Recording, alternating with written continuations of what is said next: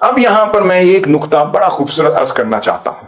بدقسمتی سے ہمارے ہاں وہ بیلنس ختم ہو گیا. We lost the balance.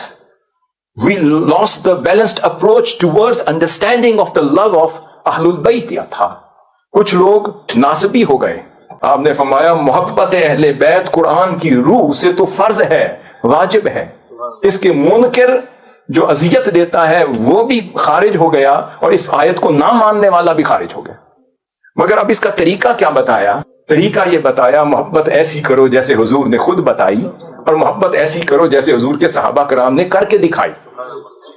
اب یہاں پر کوئی اولیت کی بات کرے، کوئی افضلیت کی بات کرے، کوئی مفضول کرے، کوئی افضل کرے، بھئی ان سے پوچھیں جو چہرہ علی کو تکتے رہتے تھے، ان سے پوچھیں جو حسنین کریمین کو تکتے رہتے تھے.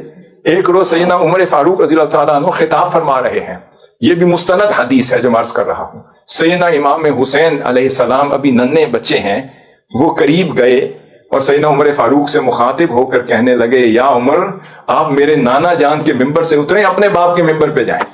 آپ مسکرا پڑے، آپ نیچے اترے، اپنی باہوں میں لے کر کہا یہ کس نے آپ کو کہا؟ آپ نے فرمایا کسی نے نہیں کہا، یہ میں نے خود کہا. پھر کہتے ہیں خدا کی عزت کی قسم یہ ممبر تا قیامت آپ کے نانا جان کا ہی ہے.